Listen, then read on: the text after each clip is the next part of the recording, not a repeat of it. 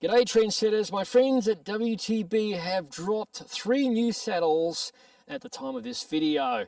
Here's one of them.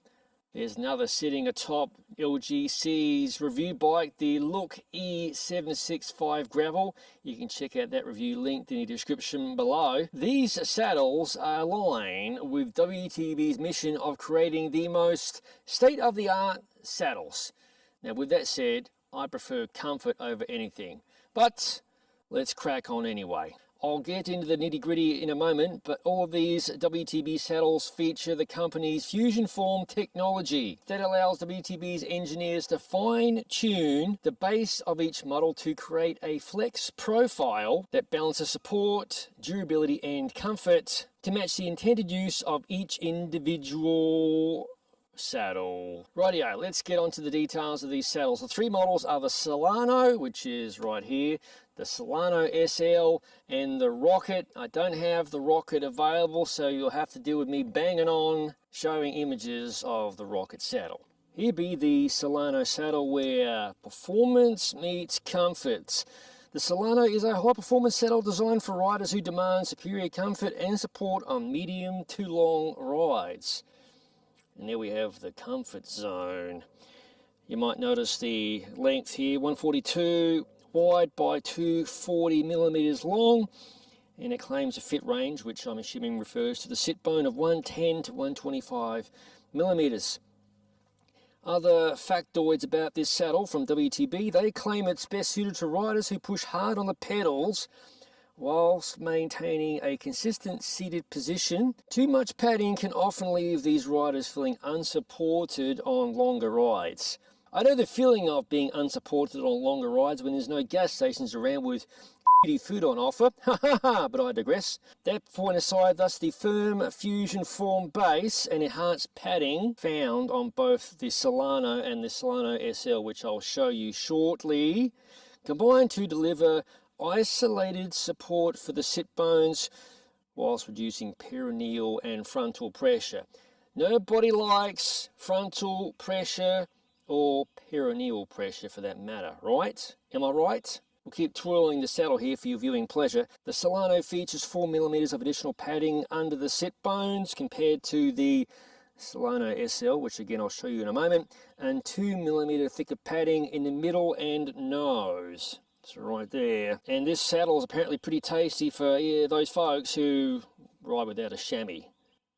That's kinky, but I used to do it before I got padded shorts a long time ago. The short length, the low profile padding and rounded tail allow riders to move freely when out of the saddle, making the Solano the perfect blend of comfort and versatility, medium or wide widths.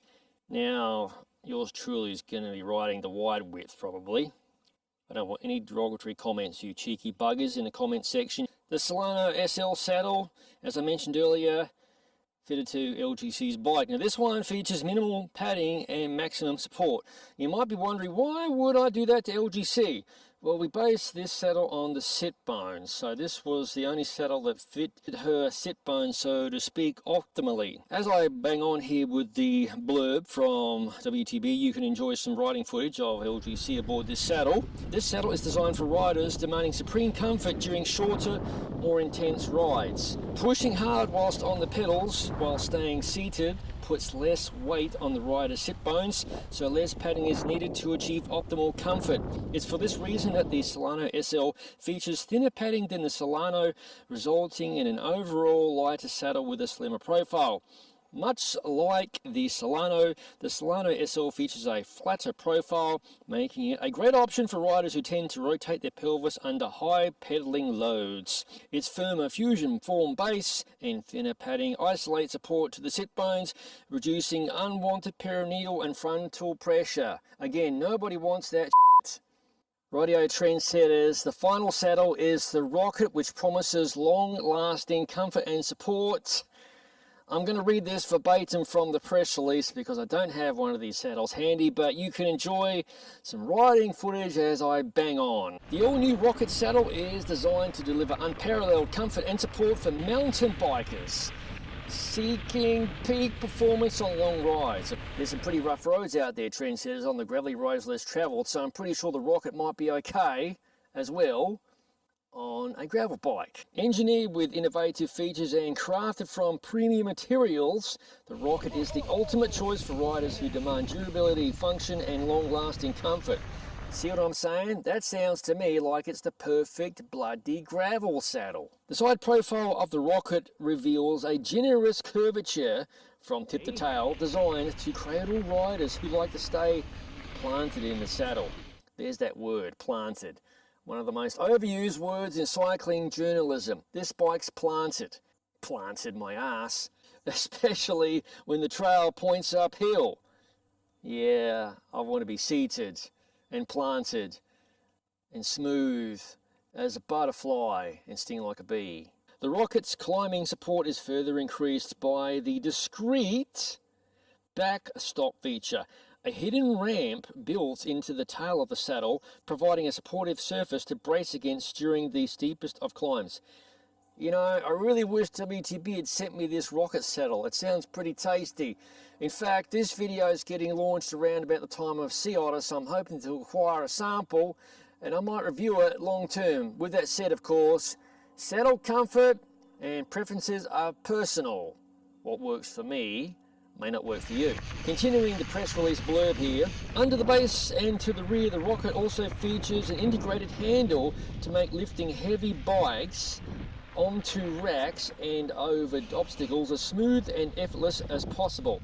See, again, if you have to hoof it, like jump a fence, or if you're loading a heavy ass, say for example e-bike, not that this bike's super heavy, you want to have a bit of help, something to make the load a bit lighter. The remainder of the press release for that saddle pretty much says it's an MTB and EMTB specific saddle, so draw your own conclusions. All of WTB saddles are priced according to their rail material. That finalises today's video, trendsetters. As always, thank you for watching. If you haven't already, please consider subscribing to the Gravel Cyclist YouTube channel for interesting product reveals such as this one.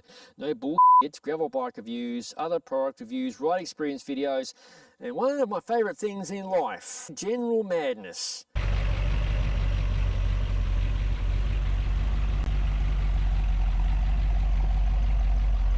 What the f is that all about?